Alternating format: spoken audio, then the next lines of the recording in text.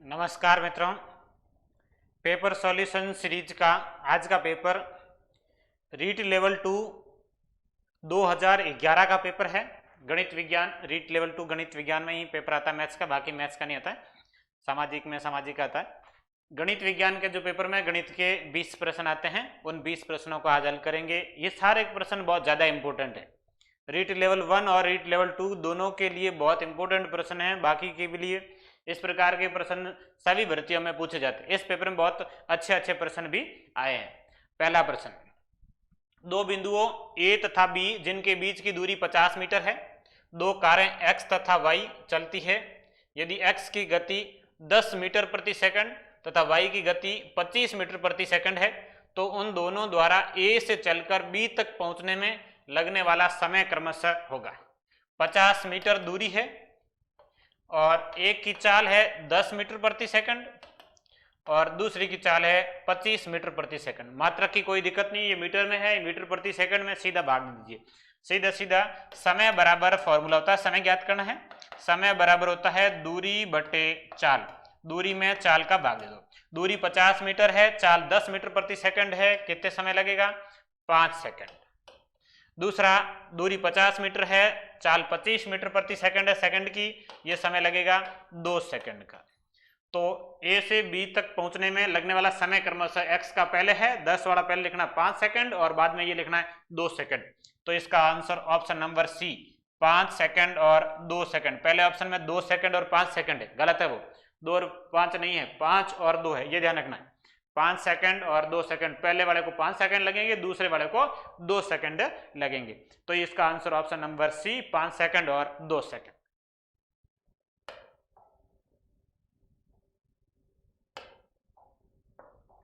Next प्रश्न, 13,260 रुपए को राम और श्याम में इस प्रकार विभाजित करें कि राम को 11 रुपए मिले तो श्याम को 15।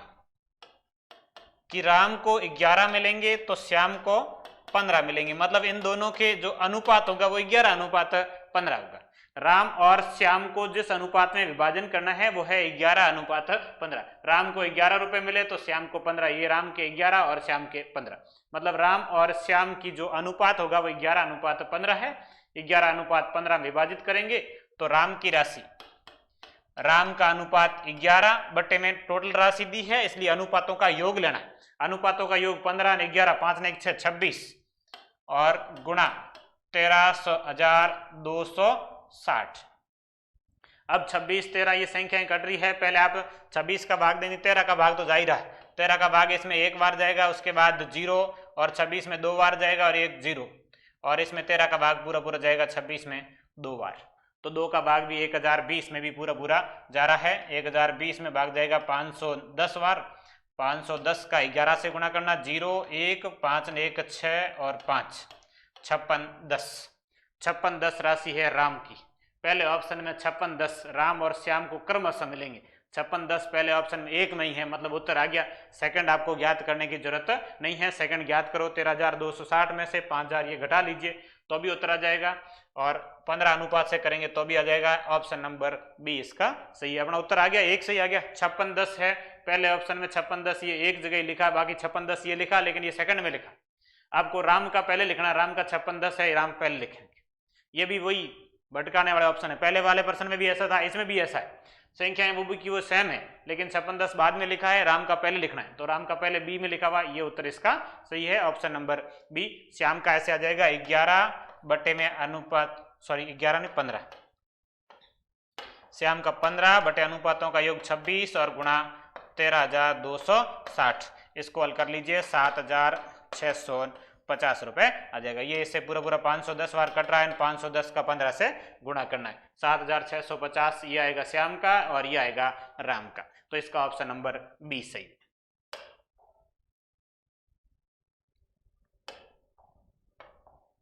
नेक्स्ट, निम्न में से कौन सा कथन असत्य, गलत बताना। किसी त्रिभुज की माध्यिकाओं का प्रतिच्छेद बिंदु केंद्र कहलाता है, बिल्कुल सही। त्रिभुज की माध्यिकाओं का जो प्रतिच्छेद बिंदु केंद्रक होता है, यह कथन सही है। किसी त्रिभुज में शीर्ष से सामने वाली भुजा पर डाले गए लंबों का प्रतिच्छेद बिंदु लंब केंद्र कहलाता है, बिल्कुल सही है। शीर्ष से सम्मुख भुजा पर डाले गए लंबों का जो कटान बिंदु होता है उसको लंब केंद्र कहते हैं, माध्यिकाओं के कटान बिंदु को केंद्रक कहते हैं। दोनों कथन सही है। किसी त्रिभुज में तीनों कोणों के समद्विभाजक एक बिंदु पर मिलेंगे, बिल्कुल सही। त्रिभुज के तीनों कोणों के समद्विभाजक एक बिंदु पर मिलते हैं। कोणों के समद्विभाजक जिस बिंदु पर मिलते हैं उसको अंतःकेंद्र कहते हैं। तो यह कथन भी सही है। इसका मतलब डी गलत होगा। किसी त्रिभुज में भुजा की माध्यिका उस भुजा पर लंब होती है, नहीं होती है। त्रिभुज की माध्यिका सम्मुख भुजा को दो बराबर भागों में बांटती है, बस इतनी। किसी भी त्रिभुज की माध्यिका सम्मुख भुजा को दो बराबर भागों में बांटती है, उस पर लंब नहीं होती है। तो यह कथन गलत है। समद्विभाजित करती है, लेकिन ये तो सही था, लेकिन लंब नहीं होती है, तो यह कथन गलत है। त्रिभुज की माध्यिका सम्मुख भुजा पर लंब नहीं होती है। सम्मुख भुजा को दो भागों में, दो बराबर भागों में बांटती है। यह लाइन माध्यिका के लिए सही होती है। माध्यिकाओं का कटान बिंदु केंद्रक होता है और जो लंब केंद्र होता है वो शीर्ष से सम्मुख भुजा पर डाले गए लंबों का कटान बिंदु, कि शीर्ष से लंब डालेंगे, इस शीर्ष से लंब डालेंगे और शीर्ष से, ये जो केंद्र होता है ये लंब केंद्र होता है। माध्यिकाएं जहां पर मिलती है उसको केंद्र, केंद्रक या गुरुत्व केंद्र कहते हैं। और कोणों के समद्विभाजक जिस पर मिलते हैं उसको अंतःकेंद्र कहते हैं। और भुजाओं के लंब समद्विभाजक जहां पर मिलते हैं उसको परिकेंद्र कहते हैं। तो चार प्रकार के केंद्र होते हैं त्रिभुज में।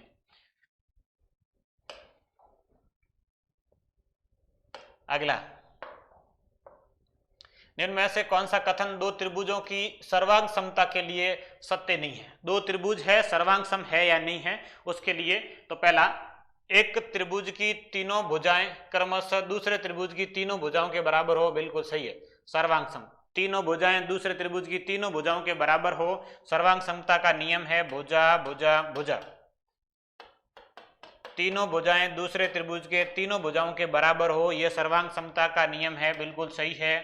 नेक्स्ट, एक त्रिभुज की दो भुजाएं और उनके मध्य का कोण दूसरे त्रिभुज की दो भुजा और उनके मध्य कोण के बराबर हो, बिल्कुल सही है। यह भी नियम है सर्वांग समता का, भुजा कोण भुजा। भुजा कोण भुजा भी सर्वांग समता का नियम है, सही है। तीसरा,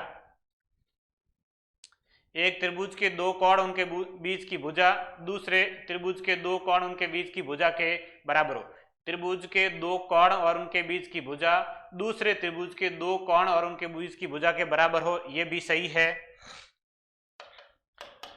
तीनों ही सही है। चौथा ऑप्शन इसमें लिखा हुआ नहीं है, चौथा ऑप्शन में बता दूं, कोण भुजा कोण, ये भी सर्वांग समता का नियम है। इसका चौथा विकल्प ये था, लिखा नहीं है, कि एक त्रिभुज के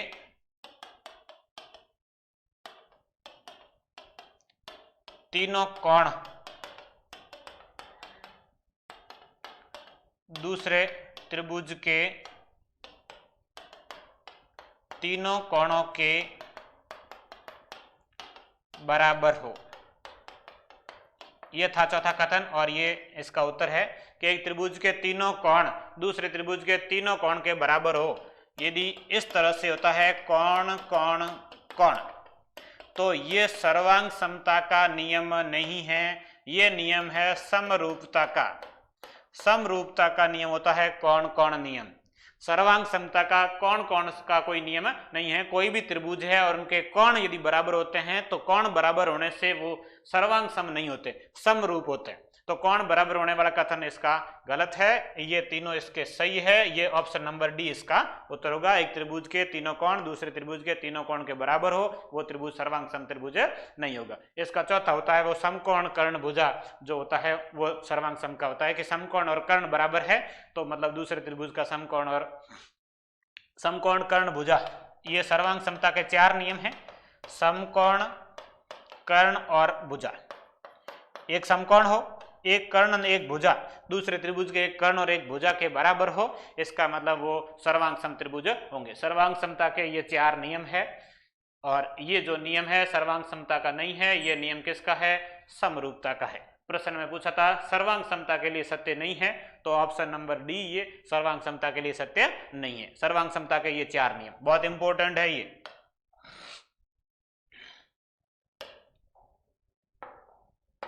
अगला, किसी चतुर्भुज का प्रत्येक कोण यदि 180 डिग्री से कम है तो उस चतुर्भुज को उत्तल चतुर्भुज कहते हैं। एक उत्तल चतुर्भुज होता है और एक अवतल चतुर्भुज। चतुर्भुज के दो प्रकार होते हैं, उत्तल और अवतल।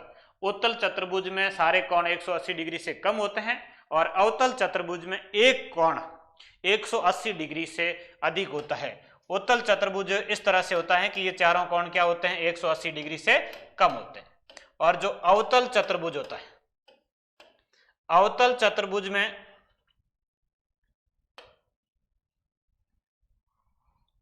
इस तरीके से ये भुजाएं चार है, ये एक कोण 180 डिग्री से अधिक। अवतल चतुर्भुज का एक कोण 180 डिग्री से अधिक होता है, ये अवतल चतुर्भुज है। और इसके सारे कोण 180 डिग्री से कम होते हैं। इसके सारे कोण 180 डिग्री से क्या होते हैं, कम होते हैं। और इसमें एक कोण, सारे नहीं, एक कोण वो होता है 180 डिग्री से बड़ा। अवतल चतुर्भुज में एक कोण 180 डिग्री से बड़ा होता है, उत्तल चतुर्भुज में सारे कोण 180 डिग्री से छोटे होते हैं। उत्तल चतुर्भुज के दोनों विकर्ण इसके अंदर स्थित होते हैं, अवतल चतुर्भुज का एक विकर्ण इसके बाएं भाग में स्थित होता है। अवतल चतुर्भुज का एक विकर्ण इसके बाएं भाग में स्थित होता है, एक कोण इसका 180 डिग्री से बड़ा होता है। यह अवतल और उत्तल चतुर्भुज से संबंधित प्रश्न आया, आसान सा प्रश्न है और इंपॉर्टेंट प्रश्न है। ज्यामिति के बहुत अच्छे अच्छे प्रश्न आए इस पेपर में, रीट लेवल 1 और 2 के हिसाब से बहुत इंपॉर्टेंट है। समांतर रेखाएं काटती एक तिर्यक रेखा के साथ बने हुए एकांतर कोण, ये एकांतर कोण बताने। अब इसमें एकांतर कोण कौन कौन से होते हैं, जेड की आकृति में एकांतर कोण बनते हैं। ये कोण 3 और कोण 6, कोण 3 बराबर कोण 6 और कोण 4 बराबर कोण 5, कोण 4 बराबर कोण 5, ये है अंतः एकांतर, अंतः एकांतर कोण। अब इसमें 3, 6 और 4, 5 ऐसा कहीं लिखा ही नहीं, मतलब अंतः एकांतर का प्रश्न है नहीं। ये लिखा तो एकांतर कोण है, लेकिन एकांतर में भी दो होते, एक अंतः एकांतर होता है और एक बाह्य एकांतर। ये अंतः एकांतर बाह्य एकांतर, इसमें अंतः एकांतर वाला इसमें ऑप्शन में नहीं है। एक तो ये होगा कि 3, 6 और दूसरा होगा 4 और 5, ये अंतः एकांतर है। अब अंतः एकांतर नहीं है तो बाह्य एकांतर कौन से होते हैं, देखिए। बाह्य एकांतर जहां आपने अंतः बनाए उसके बाहर वाले, ये 4 और 5 अंतः बने थे, 4 के ऊपर 5 के इधर ऊपर, तो 4 के ऊपर 2 और इधर 7, तो बाह्य एकांतर होंगे कोण 2 और कोण 7 बराबर होंगे, 2 और 7 बराबर होंगे। दूसरी तरफ इधर यदि बनाएंगे 1 और 8, कोण 1 और कोण 8 आपस में बराबर होंगे, ये होंगे बाह्य एकांतर। अंतः एकांतर और बाह्य एकांतर,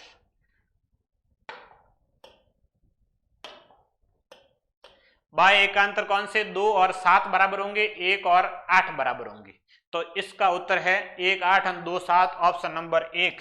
ये अंतः एकांतर बाह्य एकांतर दोनों में से कोई एक प्रश्न बन सकता है। एकांतर बोला है, एकांतर का मतलब अंतः एकांतर भी हो सकता है, बाह्य एकांतर भी। तो अंतः एकांतर ये थे, ये नहीं है तो बाह्य एकांतर होंगे, ये बाह्य एकांतर है। ये अंतः और ये बाह्य, बाकी जैसे 1 और 2 लेना है, 1 और 2 रेखिक योग में, इन दोनों का योग 180 है। जैसे 1 और 5 लेना है, ये 1 और 5 संगत कोण है, 1 और 5 संगत कोण है, 2 और 6 संगत कोण है, 3 और 7 संगत कोण है, 4 और 8 संगत कोण है। जैसे 2 और 6, ये 2 और 6 संगत कोण है, 1 और 5 संगत कोण है, 7 और 3, 7 और 3 ये बंद आकृति में बने अंतः कोण योग संपूरक कोण होते हैं कि दो तिर्यक समांतर रेखाओं की तिर्यक रेखा काटती है तो बंद आकृति, मतलब 3 और 5 का योग 180 होगा, 4 और 6 का योग 180 होगा। इनको कहते हैं अंतः कोण, और ये अंतः कोण संपूरक कोण होते हैं, मतलब इनका योग 180 डिग्री होता है। ये आकृति बहुत इंपॉर्टेंट है ज्यामिति के हिसाब से, इसमें कई सारे प्रश्न बनते हैं। एकांतर कोण, बाह्य एकांतर कोण, संगत कोण, शीर्षाभिमुख कोण, कई तरह के प्रश्न बनते हैं। अगला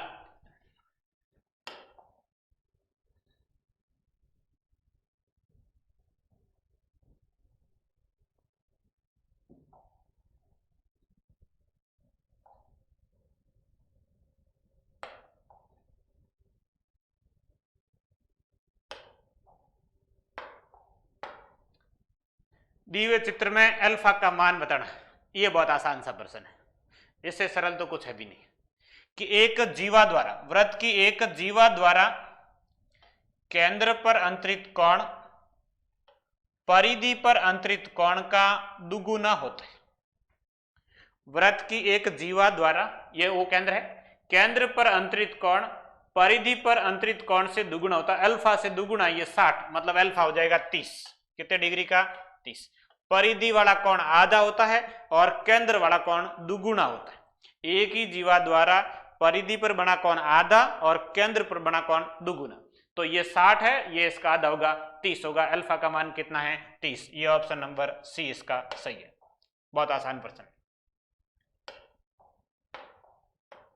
अगला प्रश्न, निम्न में से कौन सा कथन असत्य है? किसी वृत्त में एक जीवा द्वारा केंद्र पर बनाया गया कोण उसी जीवा द्वारा परिधि के किसी अन्य बिंदु पर बनाए गए कोण के बराबर होता है। गलत। अभी इससे पहले वाले में यही पढ़ा था। एक जीवा द्वारा परिधि पर अंतरित कोण केंद्र पर अंतरित कोण का आधा होता है, बराबर नहीं होते हैं। तो ये इसका उत्तर है ऑप्शन नंबर ए सही। गलत कथन बताना था, गलत है कि जीवा द्वारा केंद्र पर बनाया गया कोण उसी जीवा द्वारा परिधि पर बनाए गए कोण के बराबर नहीं होता, गलत है। किसी वृत्त में केंद्र से बराबर दूरी पर स्थित जीवाओं की लंबाई बराबर होती है, बिल्कुल सही है। वृत्त के केंद्र से बराबर दूरी पर स्थित यदि कोई जीवाएं हैं कि ये वृत्त है, ये इसका केंद्र है, इससे यदि 5 सेंटीमीटर दूर इधर कोई जीवा है और 5 सेंटीमीटर इधर कोई जीवा है या 5 सेंटीमीटर इधर कोई जीवा है, बराबर दूरी पर स्थित जीवाएं आपस में क्या होगी? बराबर होगी। केंद्र से बराबर दूरी पर स्थित जीवाएं हमेशा बराबर होती है, सत्य कथन है। किसी वृत्त में एक जीवा द्वारा परिधि के अलग अलग बिंदुओं पर बनाए गए कोण बराबर, बिल्कुल सही। ये कोई जीवा है, इसके द्वारा परिधि पर इस प्रकार बनाए गए सारे कोण आपस में क्या होंगे? बराबर होंगे। एक ही जीवा द्वारा परिधि पर अंतरित सभी कोण बराबर होते हैं। ये एक जीवा है, इसके द्वारा परिधि पर जो कोण बने ये सारे कोण आपस में क्या होंगे? बराबर होंगे। थीटा थीटा थीटा सब बराबर। एक जीवा द्वारा परिधि पर अंतरित सभी कोण बराबर होते हैं। किसी वृत्त में केंद्र से एक जीवा पर डाला गया लंब जीवा को समद्विभाजित करता है, यह भी सही है। वृत्त के केंद्र से, ये वृत्त का केंद्र है और इस जीवा पर यदि लंब डालते हैं, वृत्त के केंद्र से जीवा पर डाला गया लंब जीवा को समद्विभाजित करता है, ये जीवा है, और इसको 2 बराबर भागों में बांटेगा। केंद्र से जीवा पर डाला गया लंब जीवा को 2 बराबर भागों में बांटता है, ये कथन भी सत्य। तो ये तीनों कथन सही है और ये एक कथन गलत है। ऑप्शन नंबर ए इसका आंसर होगा। बहुत इंपॉर्टेंट प्रश्न है भाई सारे ये।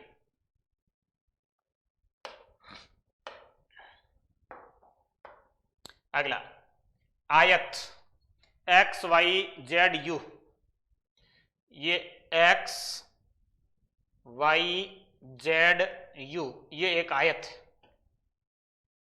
ये प्रश्न में दिया हुआ है, ये आयत है, इसका मतलब ये कोण 90 डिग्री का है। सारे कोण 90 के, वैसे ये कोण भी 90 डिग्री का है। अब इसके बाद में यू जेड 5 सेंटीमीटर, ये U Z 5 centimetre, X U, ये X U 4 centimetre, U Z दे रखा 5 सेंटीमीटर और एक्स यू दे रखा है 4 सेंटीमीटर। तो समांतर चतुर्भुज के एल जेड यू,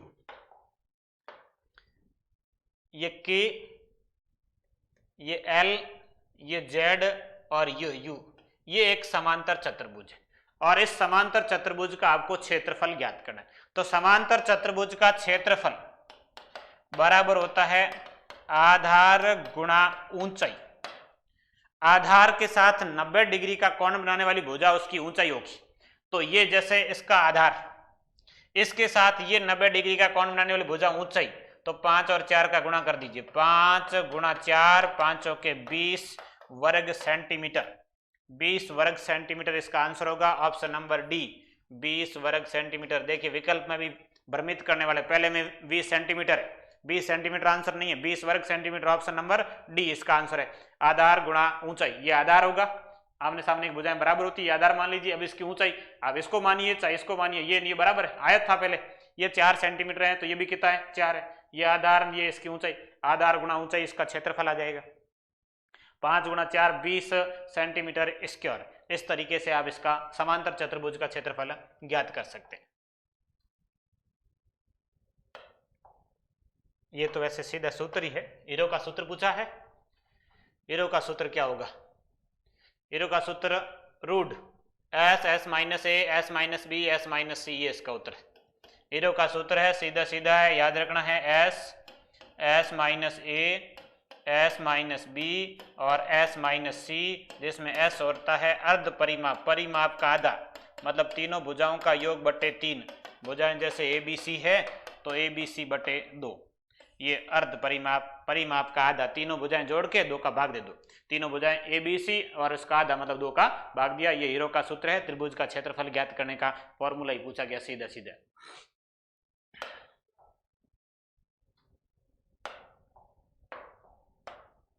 अगला, एक त्रिभुज और समांतर चतुर्भुज का आधार और क्षेत्रफल समान है। यदि त्रिभुज की भुजाएं 26, 28 और 30 सेंटीमीटर है, समांतर चतुर्भुज का आधार 28 सेंटीमीटर वाली भुजा है, तो समांतर चतुर्भुज की ऊंचाई क्या होगी? अब समांतर चतुर्भुज और त्रिभुज जो है उनका आधार और क्षेत्रफल दोनों ही बराबर है। त्रिभुज की भुजाएं दे रखी, आप त्रिभुज का क्षेत्रफल ज्ञात कर सकते हो।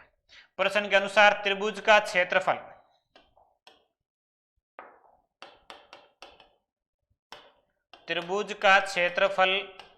बराबर है चतुर्भुज का क्षेत्रफल। चतुर्भुज में ये समांतर चतुर्भुज है,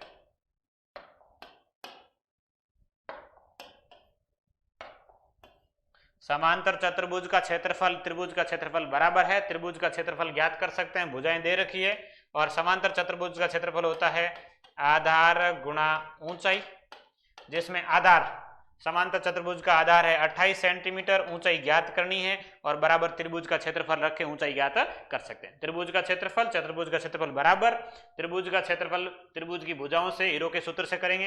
तो सबसे पहले आपको S ज्ञात करना होगा, 26 + 28 + 30, 26, 28 और 30 तीन लगातार प्राकार सम संख्या है, इनका औसत 28 आएगा। जोड़ करके इन करने की जरूरत नहीं, औसत ही लेना होता, औसत नहीं सॉरी 2 का भाग देना, जोड़ के हल करना। तीनों का जोड़ 8 से 14 हासिल 1, 3 1 4 2 6 2 8, 84, 84 में 2 का भाग 42, ये S का मान आ जाएगा 42। तीनों भुजाओं का योग बटे 2, S मतलब अर्ध परिमाप होता है। तीनों भुजाएं 26, 28, 30, 84, 84 में 2 का भाग 42। अब ये 42 S का मान है, फॉर्मूला इस प्रकार है S माइनस ए, अभी पिछले प्रश्न पढ़ा था जिसमें S 42, S माइनस ए, पहली भुजा 26 घटा लीजिए, 42 में से 12 में से 6 गया 6 और 3 में से 2 गया 1, 16। अगला 28 घटाएंगे तो 14 और उसके बाद 30 घटाएंगे तो 12। 42 में से 26 घटाएं 16, 28 घटाएंगे 14 और 30 घटाएंगे 12, ये त्रिभुज का क्षेत्रफल आएगा इसमें, जिसमें अपन 16 का वर्गमूल कर सकते हैं। 16 बार लिख लीजिए, 16 का वर्गमूल हो जाएगा 4, ये 4 बार। बाकी संख्याओं में भी वर्गमूल करके लिखना पड़ेगा, तो वर्गमूल में टुकड़े कर लीजिए। 42 7 गुणा 3 गुणा 2 और 14 में 2 गुणा 7 और 12 में 2 गुणा 2 गुणा 3, 4 3 12, ये 14 और ये 7 छंगे 42। सभी संख्याओं टुकड़े होंगे, जोड़े बना लो। एक जोड़ा ये 7 बार आ जाएगा, 4 गुणा 7 3 और ये 3, एक 3 बार आ जाएगा, फिर 2 2 और 2 2 2 2 मतलब 4 है, 4 बार आ जाएगा। ये इसका त्रिभुज का क्षेत्रफल हो जाएगा, बराबर लिख दो।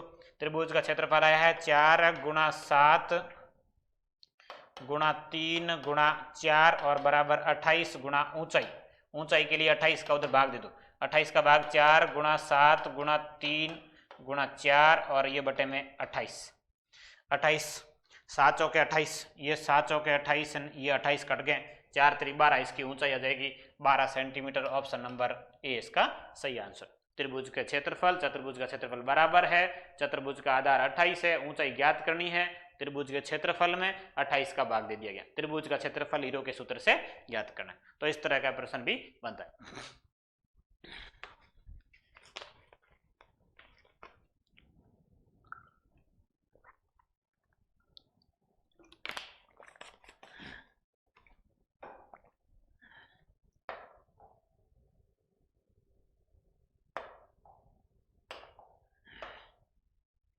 अगला, साधारणतया एक किताब एक ठोस आकृति है जिसका नाम घनाभ, सीधा सीधा किताब एक घनाभ आकार होती है।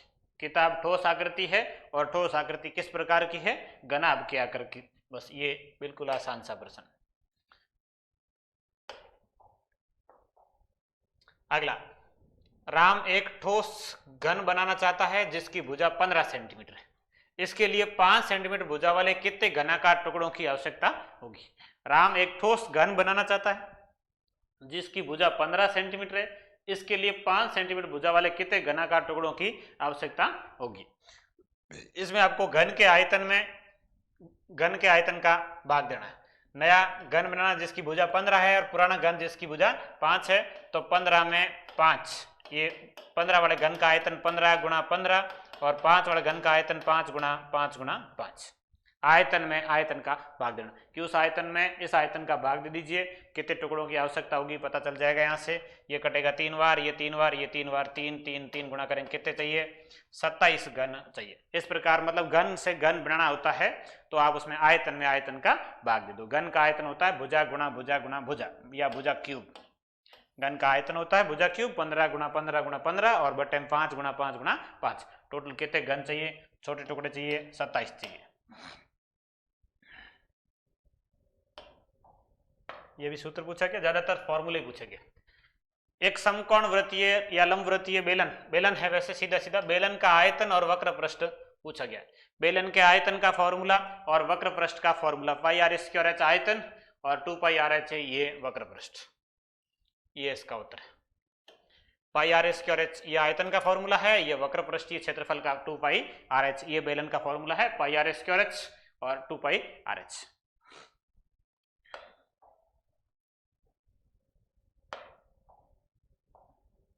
कई तो सीधे सीधे फॉर्मूले पूछते। ये पाई का मान नीचे दिया हुआ है, कुछ संख्या दशमलव के बाद सबसे ज्यादा और सबसे कम बार आने वाला अंक क्रमशः है। अब काफी अंक दे रखे हैं, सबसे ज्यादा अंक कौन सा है और सबसे कम अंक कौन सा है? तो सबसे कम अंक ऑप्शन के अनुसार देखें तो 0। ये 0 देखिए, 0 इसमें एक बार आया है, बाकी 1 है तो 2 बार आया हुआ और 3 है तो 3 काफी बार आया हुआ, 7 भी काफी बार आया हुआ, 7 2 बार आया हुआ। तो सबसे कम कौन सा अंक आया? 0 आया कि 0 कितनी बार आया है? 1 बार आया। ये इसका उत्तर सबसे कम 0 है, अधिक 3 होगा, अपने आप काउंट कर लीजिए। एक ही ऑप्शन ऐसे है जिसमें उत्तर 0 है, तो सबसे कम कौन सा आया? 0 है। बाकी 1 2 बार आया है, 3 ज्यादा बार आया, 7 ज्यादा बार आया, मतलब 0 सबसे कम आया है, बाकी वाला अधिकतम अपना पता चल जाएगा 3 ही होगा। एक ही ऑप्शन ऐसा है, तो इसका उत्तर 3 0 गिन के लिखना है, इसमें कोई समझने वाली बात ही नहीं है। ये इंपॉर्टेंट प्रश्न।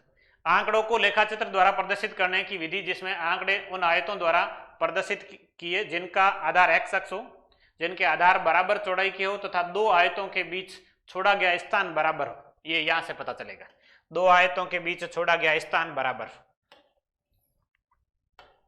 बराबर चौड़ाई के इस प्रकार के आयत बनाएंगे, बीच का स्थान भी बराबर है। और यह चित्र किस प्रकार का? एक चित्र ऐसे बनता है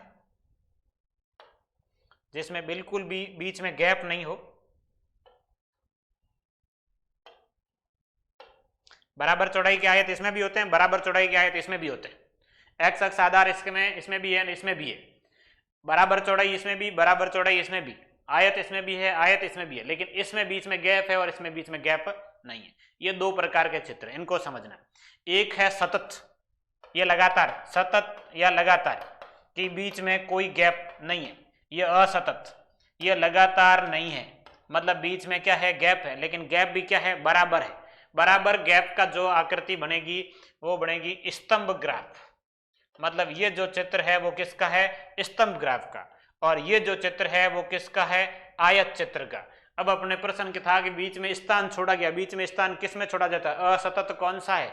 स्तंभ ग्राफ। तो इसका ऑप्शन नंबर क्या? सी सही है। ये स्तंभ ग्राफ है और ये इसका सतत लगातार जो आता है वो आयत चित्र या हिस्टोग्राम कहते हैं जिसको।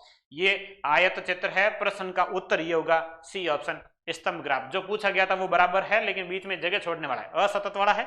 असतत वाला होता है स्तंभ ग्राफ और लगातार वाला होता है आयत चित्र। ये आयत चित्र है, ये नहीं पूछा गया प्रश्न में, ये पूछा गया आयत चित्र में। इसमें थोड़ा सा ही अंतर, बस ये छोटा सा अंतर आपको समझ में आना चाहिए। स्तंभ ग्राफ और आयत, स्तंभ ग्राफ कौन सा है? आयत कौन सा? आयत लगातार वाला, स्तंभ वाला में केवल स्तंभ स्तंभ है भाई। इसमें ये स्तंभ भी बने हुए मतलब ये स्तंभ ग्राफ है, इसमें स्तंभ लगातार बने हुए मतलब ये आयत ग्राफ। तो ये आयत है, ये स्तंभ ग्राफ है। प्रश्न का उत्तर हो जाएगा स्तंभ ग्राफ, ऑप्शन नंबर सी। ये इंपॉर्टेंट प्रश्न है। छोटा सा ही अंतर है, यहां से पता चलना चाहिए। कई बार ये प्रश्न डाउट का प्रश्न है। इस तरह से दो आकृतियां दी और इनका मान पूछा गया है। अब जब रीट करवाया आरबीएसई ने, माध्यमिक शिक्षा बोर्ड ने इसका उत्तर ये माना। आरबीएसई ने इसका उत्तर ये माना है कि पहले वाले का उत्तर है 5, टैली मार्क है, ये 4 लाइन है, एक क्रॉस लाइन, इसको 5 माना गया और इसको अपरिभाषित माना गया। आरबीएसई ने इसका उत्तर ये माना है, किताब में भी आरबीएसई ये लिखती है, एनसीईआरटी ये लिखती है कि ये अपरिभाषित है, ये 5। अब दोनों में कॉन्ट्राडिक्शन है, कौन सा सही है इसका तो कुछ पता नहीं है। एनसीईआरटी ये मानती है, एनसीईआरटी के अनुसार ये उत्तर है, आरबीएसई के अनुसार ये उत्तर है। पेपर आरबीएसई ने करवाया था और उसने ऑप्शन नंबर 20 सही माना है। बाकी 5 ये भी दर्शा रहा है, 5 ये भी दर्शा रहा है, लेकिन ये जो लाइन खींचनी है ये कैसे खींचनी है, अलग अलग किताबों में अलग अलग दे रखा है। एक ऐसे खींचता है और एक ऐसे खींचता है, ये 5 है, ये 5 है, ये थोड़ा कंफ्यूजन का मामला है। एनसीईआरटी अलग बताती है, आरबीएसई अलग बताती है। आरबीएसई रीट 2011 के लेवल 2 के पेपर में जब प्रश्न आया उसका आंसर आरबीएसई ने बी माना है, ऑप्शन नंबर बी ये माना गया। बाकी वैसे ये प्रश्न डिलीट होना चाहिए था कि दोनों ही सही है, 5-5 इसका उत्तर हो सकता था यदि आप इनमें से एक को फिक्स मान लेते हैं। बाकी टैली मार्क में ऐसा फिक्स कहीं बताया हुआ नहीं है कि ये सही है क्या, ये सही है, दोनों में से कोई सा भी सही हो सकता है। आरबीएसई के अनुसार ये सही है और एनसीईआरटी के अनुसार ये सही है, पहला गलत है, ये 5 है। आरबीएसई कहती है ये 5 है, ये गलत है। तो कौन सा सही कौन सा गलत पता नहीं। आरबीएसई का अपने प्रश्न का उत्तर ये, जिसने पेपर करवाया था उसका उत्तर ये है बी।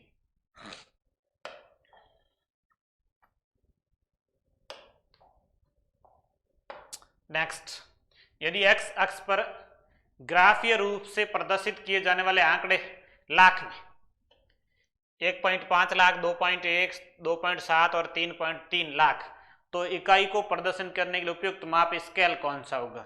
पैमाना बताना। पैमाना यह है कि तीनों का भाग जाने वाली संख्या ले लो जिससे पैमाना बन जाएगा। मसब आना चाहिए, इन संख्याओं का मसब ले लीजिए, पैमाना बन जाएगा। जो संख्या दे रखी है उनका मसब ले लो भाई, सभी का भाग जाए, बराबर किए जा सकते हैं कि एक इकाई के बराबर इतना, एक इकाई के बराबर इतना, एक इकाई के बराबर इतना, तो जिससे सभी का विभाजन किया जा सके। तो यहां से इन संख्याओं का एचसीएफ लेना है, मसब। और ये लाखों में संख्याएं दे रखी है, इसमें 60 का भाग नहीं जाएगा, जैसे कि ये 2.7 है, 3 का भाग सभी में जा रहा है 30,000, तो इसका एचसीएफ आ जाएगा 30,000। ये 30,000 इसका एचसीएफ होगा और 30,000 का भाग सभी में ही जाएगा। इसका पैमाना क्या हो जाएगा? एक इकाई के बराबर 30,000 मान के आप हल कर सकते हैं। पैमाने का बताना ग्राफ में, आसान सही प्रश्न है। अगला प्रश्न ये भी पाई चार्ट का है। निम्न वृत्त चित्र में विभिन्न मदों पर किया जाने वाला वह अवरोही क्रम है। अवरोही क्रम, घटता क्रम बताना सीधा सीधा। सबसे बड़ा कौन सा है वो उसको पहले लिखना है। ये सबसे पहले नंबर 1 खाना, सबसे पहले खाना, ऑप्शन 2 कट गए, इसमें खाना नहीं है और इसमें नहीं है। पहले अवरोही क्रम, घटता क्रम, घटते क्रम में सबसे बड़ा सबसे अधिक व्यय किस पर? खाने पर। नंबर 2 150 के बाद 75 मकान किराया, ये 2 नंबर। 75 के बाद 70, ये कपड़े 3 नंबर। उसके बाद ये बचत 4 नंबर और ये शिक्षा 5 नंबर। शिक्षा सबसे लास्ट में, ये शिक्षा सबसे लास्ट में है। उससे पहले बचत है, उससे पहले कपड़े, कपड़ों से पहले मकान किराया और खाना। ऑप्शन नंबर बी सही है, इसका विकल्प बी इसका सही है। घटते क्रम में लिखना है, ये अधिक है सबसे, ये उसके बाद सेकंड, ये थर्ड, ये फोर्थ और ये फिफ्थ। इस तरीके से हल करना, बिल्कुल आसान सा प्रश्न है।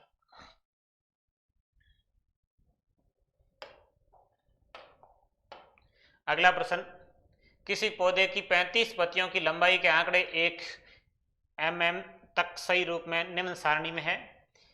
इसका मतलब ये होता है 127 से 135 के बीच में कितने हैं? 5। 127 से 135 के बीच में 5, 136 से 144 के बीच में 9, 145 से 153 के बीच में 12, 154 से 162 के बीच में 5, 163 से 171 के बीच में 4। अब प्रश्न ये है, क्या यह कहना सत्य है कि अधिकांश पत्तियां है? अधिकांश पत्तियां कौन सी है? अधिकांश पत्तियां ये 12 कौन से लंबाई की है? 145 से 153, 145 से लेके 153 तक की अधिकांश पत्तियां है। अब ऐसा ऑप्शन में नहीं है, विकल्प है 153, बिल्कुल नहीं, 153 होगा कोई जरूरी नहीं है, 153 152 हो सकता है, 150 हो सकता है, 141 हो सकता है, बीच में कोई भी लंबाई की हो सकती है। 145 से 153 के बीच में है, कौन सी होगी ये फिक्स नहीं। 145 mm लंबी, अब ये भी जरूरी नहीं है कि सारी 145 की 12 नहीं बता सकते, 149 की इसमें है भी कि नहीं बता सकते, इसका उत्तर होगा डी। इस तरह से आप नहीं बता सकते हैं कि कौन सी अधिकांश है, किस लंबाई की अधिकांश है। एक रेंज में पूछा होता तो बता सकते हैं, 145 और 153 के बीच में अधिकांश है, लेकिन एक रेंज में नहीं पूछा, एक स्पेसिफिक लंबाई पूछी गई है, स्पेसिफिक लंबाई इसमें नहीं पता कर सकते, इसलिए इसका उत्तर होगा इनमें से कोई नहीं। चलो, इस पेपर में इतने ही प्रश्न थे, आपके 2011 का हो गया है। अब अगला जो पढ़ेंगे रीट लेवल 2 साइंस मैथ्स, और ये जो पेपर होगा वो 2013 का होगा। आप लोग साथ में पढ़ते रहिए। परीक्षाएं अब होने वाली हैं, सरकार ने परीक्षा की तिथियां घोषित करनी शुरू कर दी है। रीट एग्जाम भी सितंबर में होने की संभावना बताई जा रही है। साथ साथ में पढ़िए, पेपर मिलाइए, बिना पढ़े सिलेक्शन होने वाला टाइम चला गया। अब तो क्या है कि 150 में से 120, उससे भी क्रॉस आएंगे तब जाके कहीं सिलेक्शन होगा। कई बार 120 से क्रॉस में नहीं होता, जैसे 2016 रीट में मेरे 122 थे, फिर भी नहीं हुआ था, फिर अगली में हुआ था 2018 में 122 तक ही सिलेक्शन नहीं होता, जिससे नंबर ज़्यादा लाने बहुत मुश्किल होते। थोड़ा पढ़िए, ज़्यादा पढ़ो।